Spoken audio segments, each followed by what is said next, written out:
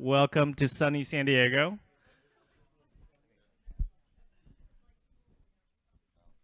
All right, welcome. So excited to be seeing everyone, especially as we close out the summertime. I'm really excited. My name is Jim Shao. I'm the founder and president of Mason. I'm really excited today to be hosting a panel of wonderful influencers across many different industries to talk about how wearables are impacting our businesses today. So with that, I'd love to start with Nick. Could you share with the audience your name, your role, and the company you're at?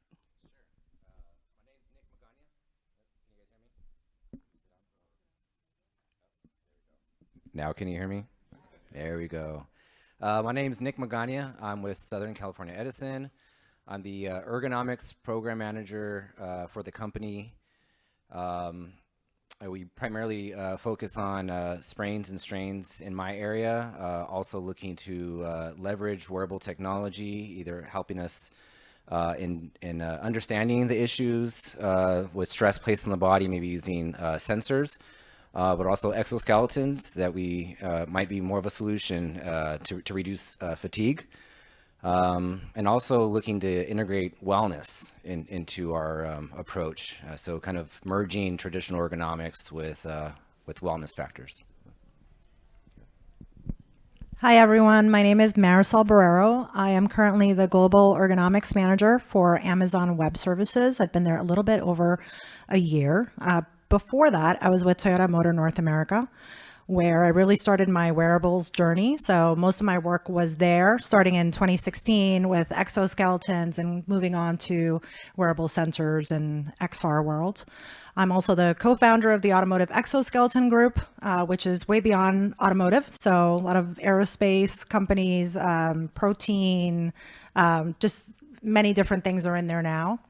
And in addition to that, I was asked to be on the board of the Wearable Robotics Association just this year. So I'm kind of wearing a few different hats here. And then my background, I'm an ergonomist. I'm a certified professional ergonomist. So I'm, again, a safety professional, specifically ergonomics. So nice to be here. Hello? Oh. Hello? There it is. So now, I don't know how you follow that up. I'm Kevin Harrop.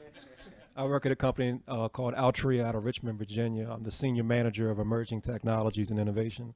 I have a colleague of mine here. I'll put him on the spot so everybody can turn their head and look at that gentleman right there.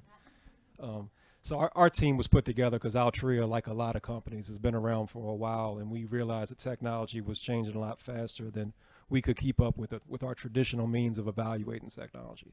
So we try to take an approach where we're trying to do things quick, check it out, and move on to the next thing. So a lot of that involves wearables. We had a lot of success checking out wearables and showing their value proposition during COVID, and hope to share some of that with you guys here today. So. Thank you.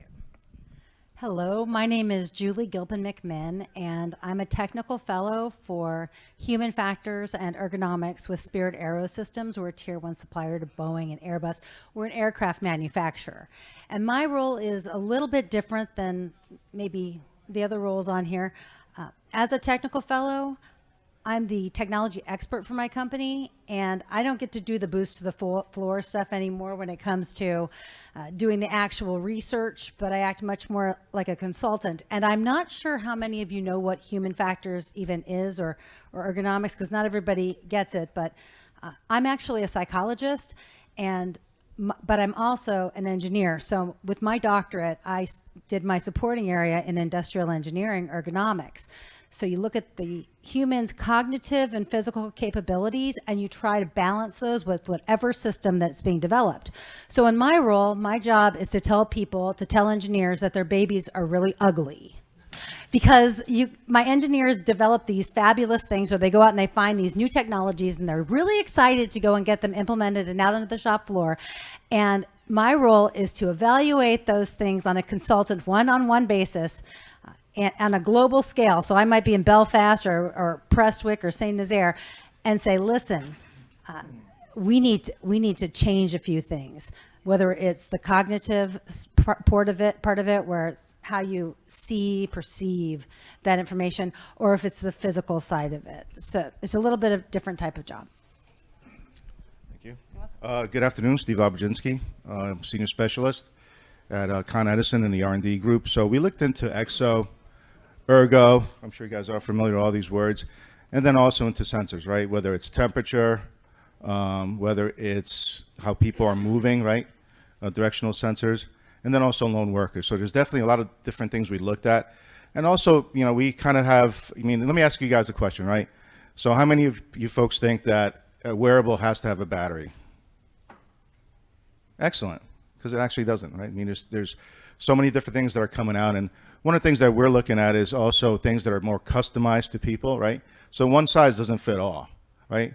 So there's small, there's medium, there's large. Well, maybe there's a whole bunch of things in between. So I think some of the next steps and some of the discussions we'll have here will kind of focus on, you know, what's the next generation of wearables, right?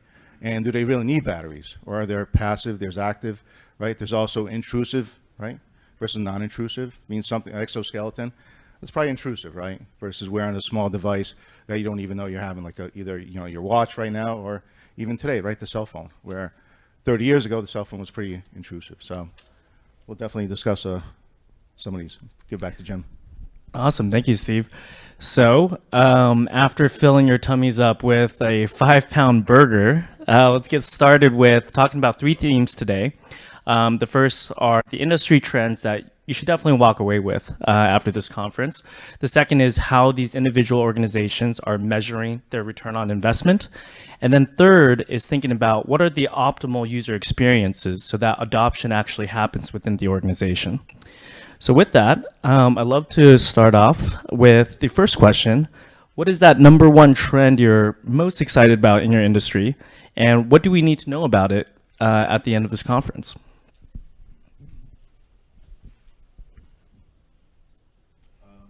Hello?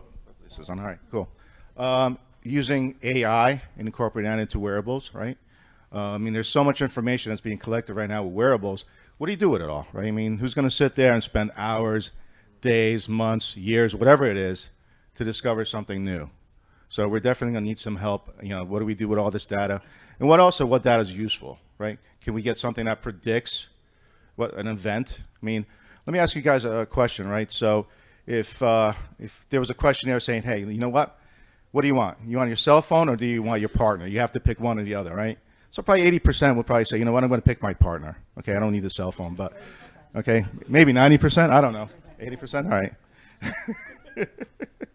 Right, but then when you start deep into the data a little bit, you find out, wow, you know what? 70% of the folks spent over 10 seconds to to give us that answer. Okay, so what does that tell you? Yeah, so by having those analytics and having that information that, why did we get this answer is going to be very important. So I definitely see AI being a big contributor to the next generation wearables.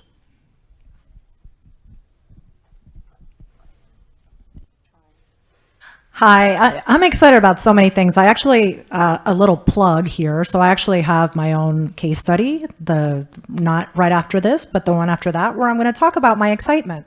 But, but really, I just wanted to get in there that just everything is exciting to me in terms of what can be done to reduce those ergonomics related injuries. So I see the future. Exoskeletons started out as passive devices, very one-dimensional. They're becoming more active, powered, smart devices, and they're going to continue to go in that direction where they're going to support people outside of industry too. So think of the, aging, elderly, just, lower limb issues, walking, hiking, etc. So I think it's going to go way outside the industrial realm. Wearable sensors, I think they're game changers for me. I know there's a lot of privacy issues and a lot of data tracking issues that we need to overcome, but I think their potential for giving people personalized safety recommendations is just unfathomable. I know in ergonomics, we concentrate on assessing the job. And we can look at, one person doing the job, but there's, maybe 10 to 20 other people doing the job. But we're really only capturing that one person, right? We don't have time to look at all the other 20 people, yet they're all doing it differently. And we're all assuming that something is, low risk possibly because of that one person while everybody else has different techniques. So again, there's so much potential. And in the world of, XR as well, I know that's technically not part of our panel here, but the potential for training and for early design visualization and really for cementing those topics is again, huge. So I'm excited about it all. I would say for utilities, I don't know, is anybody else working utilities here?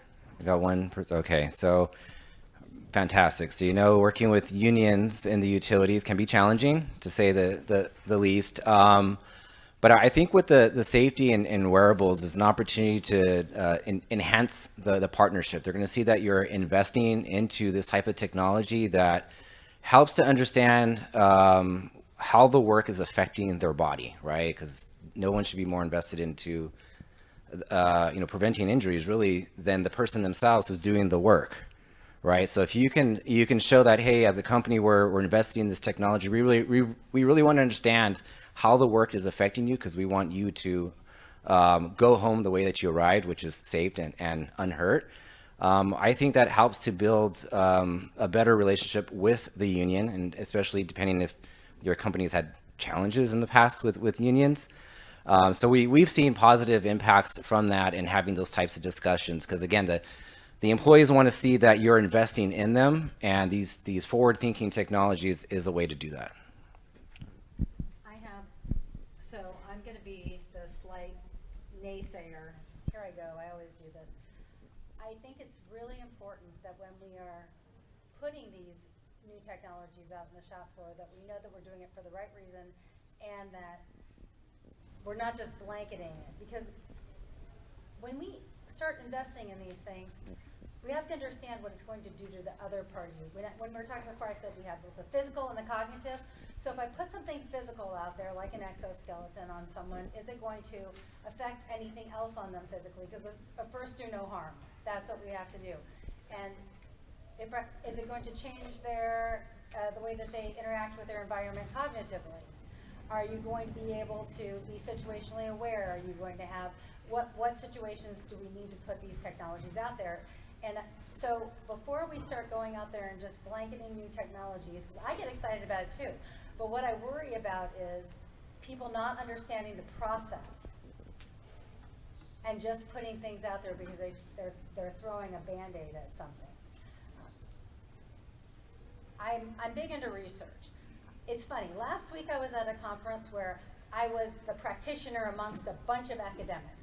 And now I feel like I almost have to pull that academic side out and say, listen, have we looked at the scientific research that's being done on this to see if I put on a passive exoskeleton, it's helping me by supporting my arms, but am I activating any other muscles that wouldn't be activated otherwise?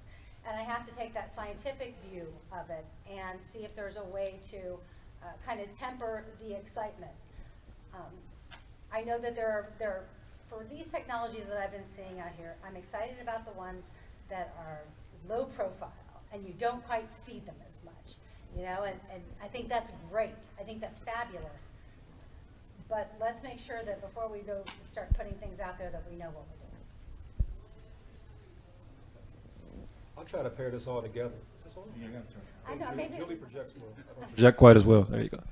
I'll try to tie it all together because my colleagues here hit on some really good points. So to me, it's personalization. That gets me excited. Everybody here probably has a cell phone in your pocket, and you probably all have a different set of apps and experiences that's personalized to you, which again increases the broad adoption of that technology over time, right? So when you think about wearables, I don't think it's that perfect one. I think sometimes that's the fallacy that we fall into as enterprise practitioners. You know, put it out to bid, pick the cheapest one, which one passed the test, and go all in. And you miss out on so much that might not resonate with a particular crowd. So when you pair technologies and think about wearables almost like peripherals, and you think about having a broad ecosystem for everybody to play in, that personalization might be that final little piece that kind of makes it resonate and comes home. Health and wellness. I mean, that's across the board, not just at work, but at home too. If we could solve the privacy issues that Marisol was talking about, and I think some of the technologies now are touching on that, you know, we might be a little bit closer to really recognizing the value and not having them so polarized. So.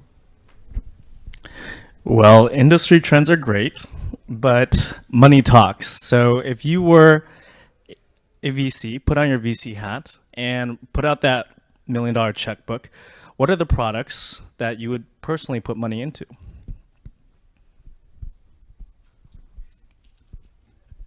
Well, let's pretend it's not my money and it's my job's money for a second, which is a harder thing to try to articulate and defend. Because we're all technologists, we all get passionate about it. For me, you got to invest to see where something's going to go, and I think that's the spirit of any VC, is kind of having to divest, a broad variety of investments that you divest to try to see which one's going to kind of rise to the top.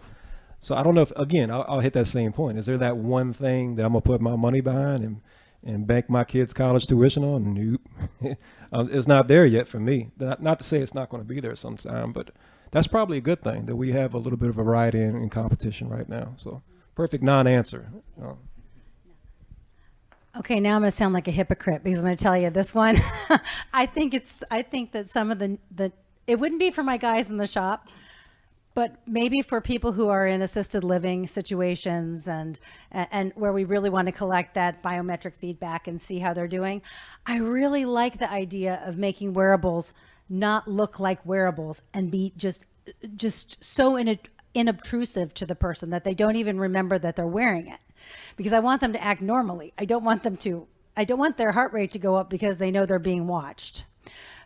I don't know about you guys, but my parents are getting older. I would love to know how many steps my mom does every day. Okay, she's not sharing that with me. All right, but I'd like to also know if there's a way to monitor her health remotely, and there is now, and it's wonderful because heck, you can do this with the rings. You can do this with earrings. I think somebody even told me the other day about. I hadn't seen that before. It's just really this unobtrusive type of technology. So for example, my daughter got married, and I did not wear my watch for the wedding, but I really wanted to because I wanted to know how many steps I was going to get during that day just to see. So yeah, something just unobtrusive.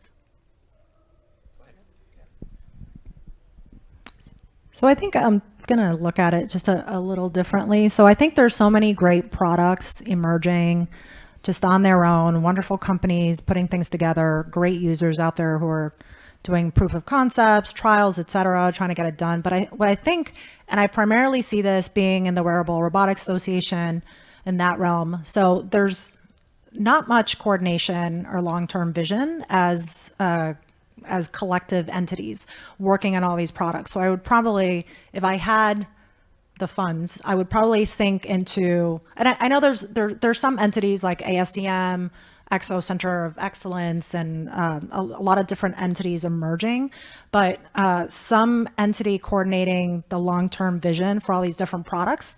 Particularly, I worry about all these different products eventually making it out onto workers, and what are they going to wear? 10 different things. How are they all going to be integrated? So, companies just focusing on their own product, which happens quite a bit these days, right? You're, all in it for the sales. And of course, I'm sure there's a bigger vision as well behind it to help humanity and all that, but it could be probably improved in terms of where we go as a collective organization.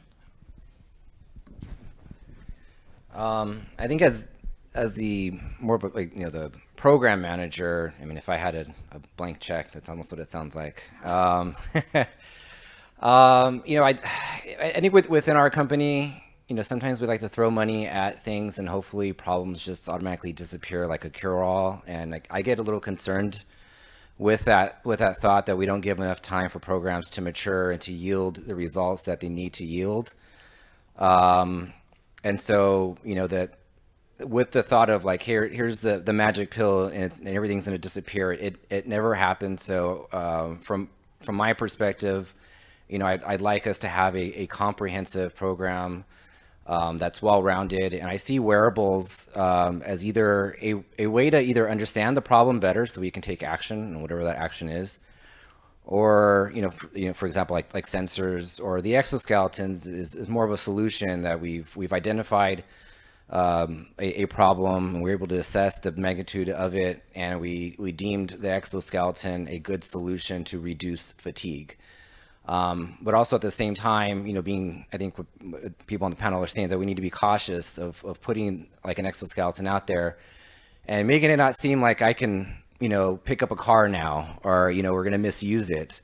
So there needs to be a proper, guidance when introducing a wearable out there like an exoskeleton, and making sure that it's that there's proper chaining, and it's based in reality of what it can do and what it can't do.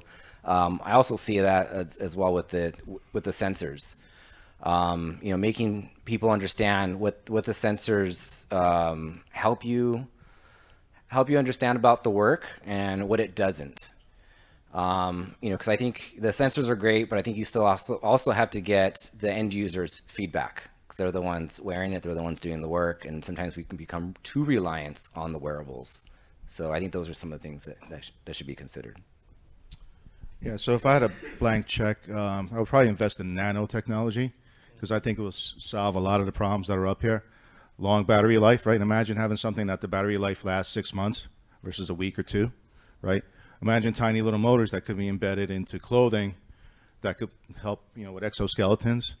I mean, that's really where the technology needs to go. It needs to get smaller, it needs to last longer, and it needs to get basically non-detected, right?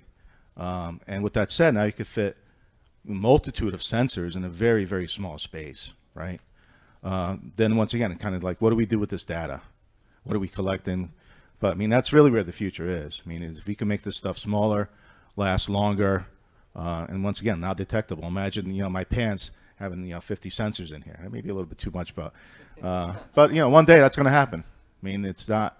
I mean, I would say probably in the next 10 years, clothing with sensors will probably be a norm for us, right? Whether it's to monitor your sweat patterns, right? Electrolytes, that already exists. It's just not feasible at this point, at least for the normal people. So definitely, I would invest in nanotechnology, Jim. That's awesome. Bringing textiles back to America. I like that. So I know a number of us are actually just getting started with our own programs within our own organizations. So love to hear from the panel.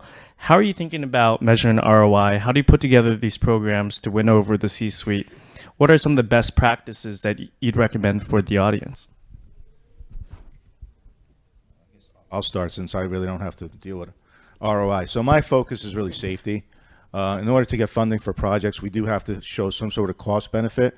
And a lot of those are assumptions, right? So if we put in a safety device, we assume that it's going to reduce, somebody getting injured, right? So there's some assumptions there. As far as how do we get people to come on board, when we start some of these projects, because if they're safety orientated, there may be some, privacy issues, right? So we start off with volunteers. We also make things anonymous. And anything that we could kind of, how can I say, blacken out, right?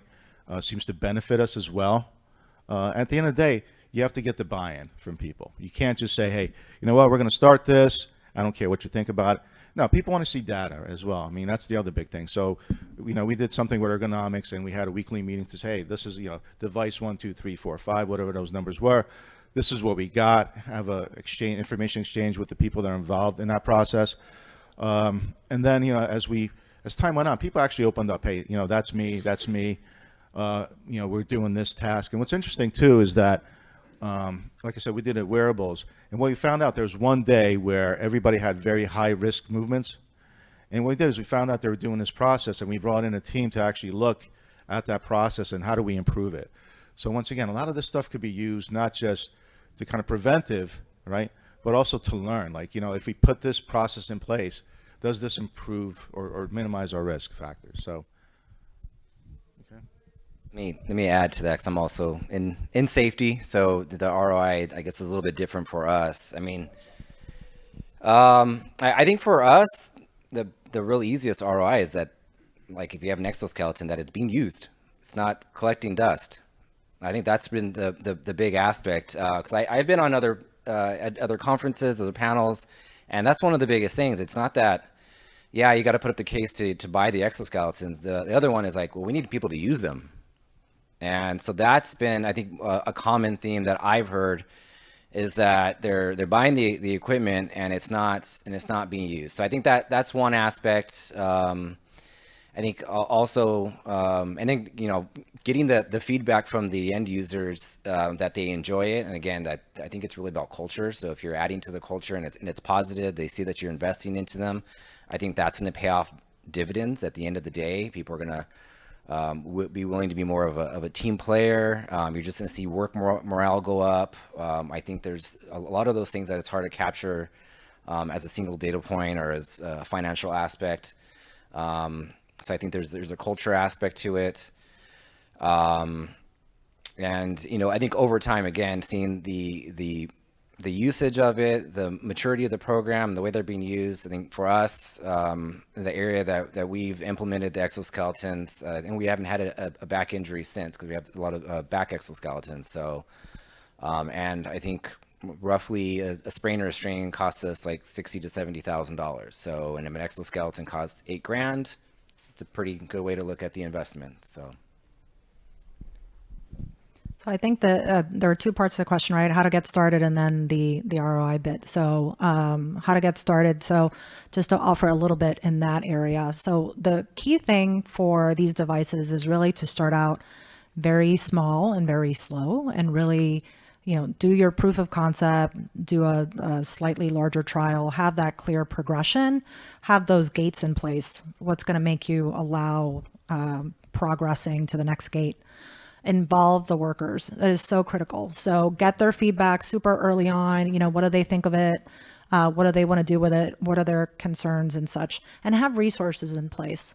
So with these devices, they're so new. It's not like a pair of safety glasses that you can just, you know, put them on, or safety shoes and you just go, right? It's a program, and it's got to be a programmatic approach. You have to have the resources in place, whether it's your, you know, producer of the devices helping you, whoever is in place to actually assist that process, or you will fail. So it's pretty simple. So you're not going to get buy-in. And then the second piece of that is the ROI. So being in ergonomics for 20 years, so again, ROI, it's like every conference, everything is about ROI. And I always kind of challenge that, right? In ergonomics, we always have to prove ROI, right? But I was challenged that by saying, well, we have little to no ROI in so many other areas of safety. So we, again, we're focusing on cost, right? So why don't we focus on an investment into safety, right? And not just like necessarily ROI. So there's many programs within the world of safety that have very, very little return.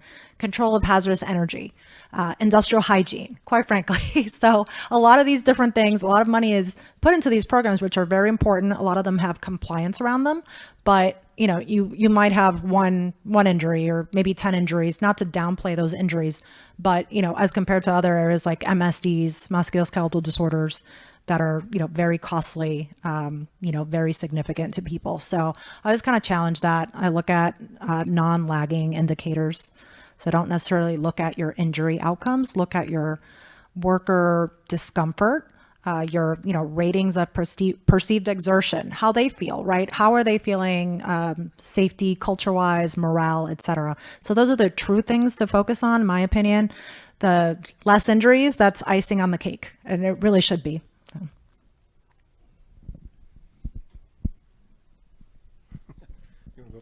No, you go ahead.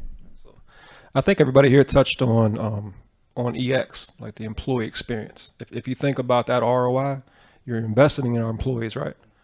There's so many different things you can't pay with money. You can't buy morale. You really can't buy safety. You can really put a lot of good things in its place, but you can't buy the behaviors that you train and reinforce to achieve those goals. So to the ROI question specifically, I think we kind of had a gift in the form of COVID of, we didn't know what those metrics were. We didn't know how to measure ROI on some of the technologies we were deploying to try to mitigate the pandemic. So one of the examples was a social distancing wearable that we put on our folks. And the way we tried to measure that was, let's reduce the number of close contacts, amongst our employees. And we started coming up with the weirdest things. And Steve had talked about it, finding things you didn't think about. Like, we thought around lunchtime, you'd see all these people getting together, and we didn't see that because we spaced the cafeteria correctly and people were cognizant of it. But around, 2:30 or 3, right before shift change, everybody was getting together in these weird times. And we didn't know where, because we weren't actually tracking their location. We were just tracking their proximity to one another. And it was a tool washing station. They're trying to get out the door and they want to get these things done. And some of those rules go right out the window. So it was a chance to reinforce the spirit of what we're trying to do is help you stay safe, you stay healthy. We can then stay up and running. Everybody's, in a better place. And they bought into that. They really did. And our folks in particular have a real sense of pride in their safety numbers. They don't want to see an incident number hit that board, So when, you know, I walked into the building one time and I had some guy kept on pointing at me. He kept going like this. And I'm like, he said, "Where's your hairnet?" I was like, "Really, man?" But that's how serious they took it. Like you're going to don the proper PPE when you're in their particular facility. They didn't want to get dinged on it, even from the smooth gentleman like myself walking through the warehouse. So, yeah, that point of pride, I think, and you're focused on the employee experience. That's the right way to measure ROI, not on a dollar sign. And Marisol couldn't have hit it any better. When you're talking about how do you get started, go talk to them. Go ask them how they feel about things. What are their frictions? What are their pain points? Because so many times it's that pass the message. By the time it gets to you, you know, you might not have a really, you know, accurate picture of what that is. So.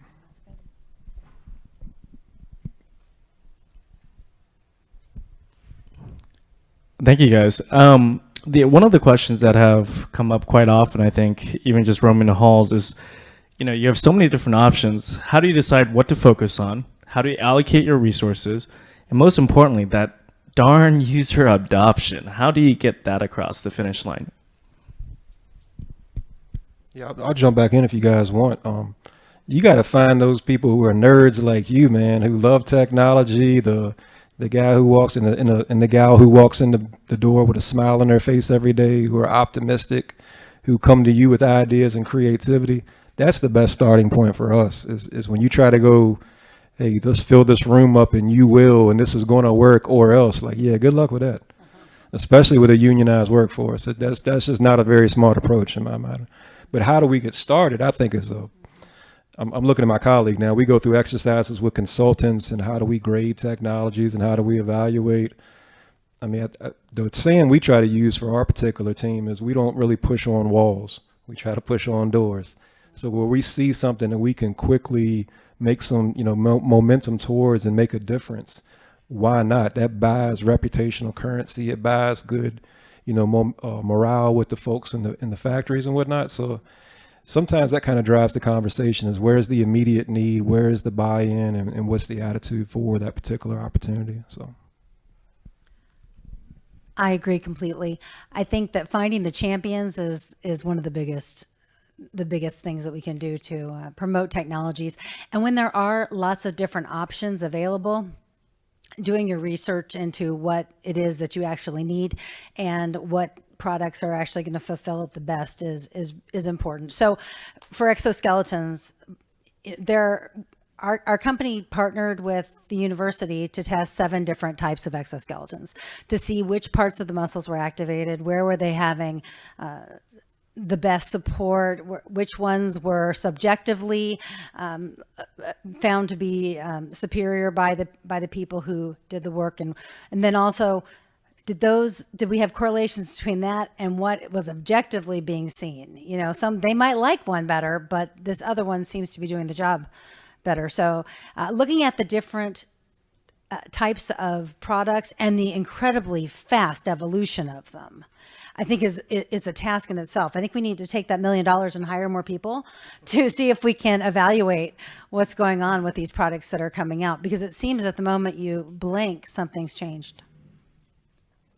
Yeah. So from our end, we're kind of lucky because we'll attend various safety meetings, and based on those meetings, we'll be able to kind of get some ideas, and then also people may actually offer us ideas as well. Like, hey, I saw this other utility company doing this, or I saw this product on a market, or I saw this. Can you guys bring it in?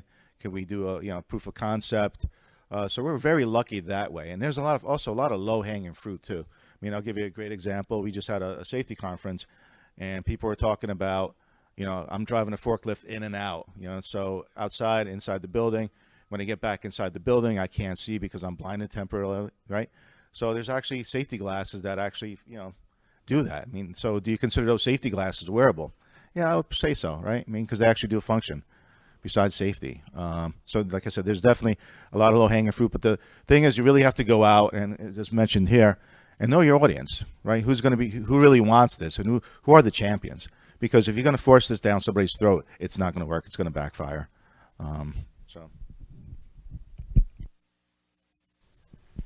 So starting out, right? So how do you do that? I would say dabble a little bit. You don't need to have anything big all at once. You should really, the thing that works is to have a really small proof of concept. So you can really tackle the various technologies, find a problem, see how I could support, have that quick win. And when you have a quick win in that area, really expand that further, right? So use that as your driver to really fund all the other ones that are coming, right? Excitement for senior management, for the C-suite, to have that early quick win, that will propel the rest of your program forward. So you just really need to have some level of quick win early on. Otherwise, it may possibly fall flat depending on the organization.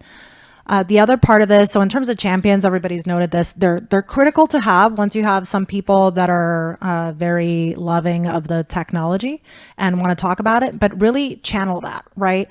One of the coolest things that I did when I was in the exoskeleton program at Toyota is that I went around with a video crew to the various plants and I actually collected the team member feedback. So I, sat down with the various team members who had been picked by the safety folks at the plants, and they talked about how they felt, how it impacted their work, how it impacted their life outside of work, all these great things. And we kind of bottled that.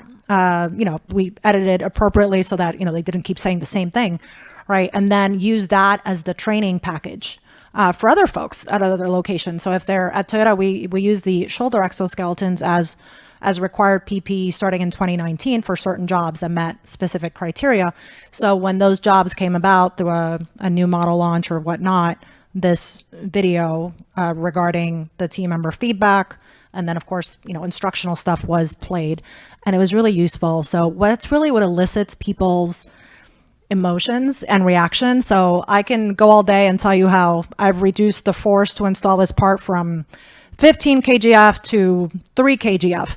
Nobody cares other than the engineers, right? What really drives people to adopt something is somebody saying, wow, this is so much easier. Like it's made my world easier, my job. So, that's really what triggers change.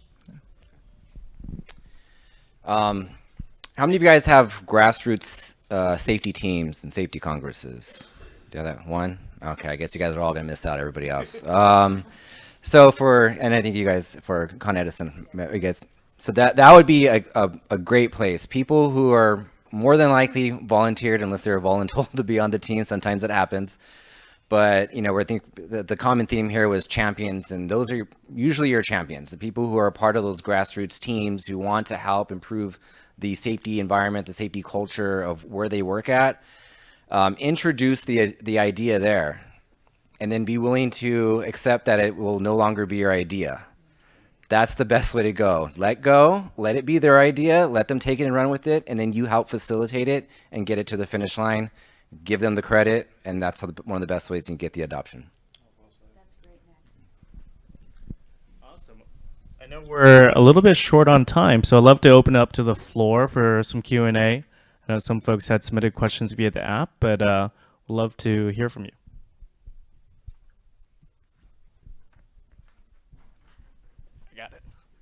I feel like Bob Barker. Oh, sweet. Thank you guys for this wonderful panel. You guys mentioned earlier wellness. Let's circle back to that. Obviously, a lot of injuries, cumulative traumas happen as a result of the individual's disposition from a health and wellness standpoint. And there's been traditionally some silo, formation around who participates in the wellness aspect of things in the workplace.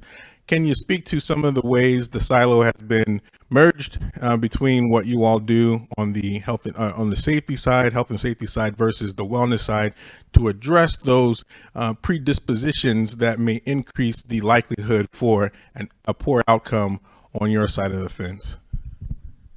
Go first, sure. That's a great question. I have more of an occupational wellness background, studied kinesiology. So I used to work a lot with our wellness team. So I developed good relationships there, saw that there was an opportunity to reduce injuries by making people more resilient to injury. So I think traditional ergonomics, looks at like the hierarchy of controls and more physical safety. So those are, the way I see them, the different layers of protection, right?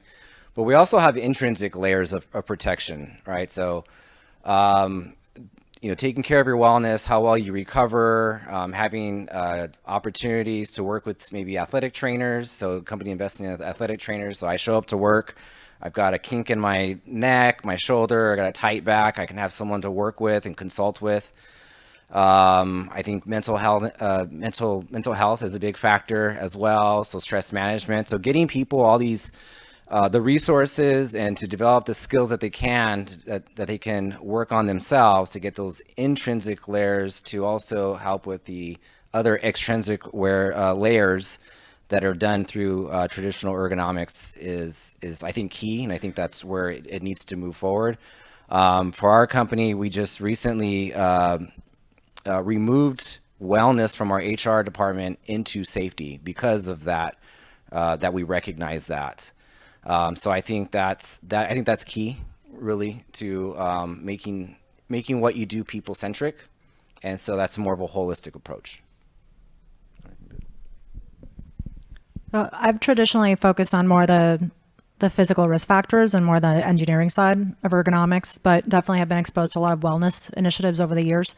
I think the way so MSDs, right? You have injuries, so you've got the personal factors, you've got them coupled with the physical factors, and then there's sort of and this is, just theory from years and years of research, and then you've got those like a gate of psychosocial factors that are going to impact how those physical risk factors and personal factors are manifested into your injury, right? So if you have good, locus of control, perceived social support, all these good structures at work, in theory, you're going to lessen your chance of actually having an injury as compared to if you don't have that. So these devices, particularly, I see wearable sensors particularly as maybe a means to create that culture, right? Of, you're important. We're giving you this personal information. Even exoskeletons, we care about you. So really to deliver this message. So I think they could, if done correctly, right? Because there's a chance you may not, right? So you must wear this, end of story, and we don't care what you have to say, right? You could do that too. I think they have a great possibility of impacting those psychosocial factors to reduce the risk of MSD manifestation if done appropriately. So we probably need more studies in that area, quite frankly, but it's just a theory. One of the projects we did with wellness, and like I said, safety really touches everything, even the VR stuff, which we're not able to discuss. But even there, right? I mean, there's some safety component, and one of the conferences that I just attended, safety is being put into basically the ground floor. So as people are designing buildings, processes, they actually have people now from safety being there. But the one project that I did with wellness actually had to do with hearing loss. And it was interesting because it ended up being a wearable that actually ended up being a solution. And the solution was a custom molded earplug, all right, where it's passive, there's no batteries, nothing. There's actually a filter in there that takes out certain frequencies as well as certain decibel levels. So as far as safety for us, I mean, it really is across the board. We do have a separate wellness group, but they focus more probably about, like diets and, those type of stuff, where EH&S kind of is more into addressing some of the bigger concerns or risks, I should say.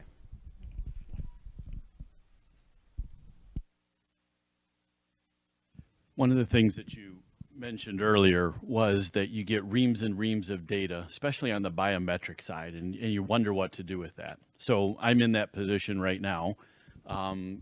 We can measure facial recognition, pupil recognition, heartbeat, all kinds of different things, but sewing that together into something that tells us whether the participant is happy, sad, engaged, not engaged, more probably on the emotional side than anything else.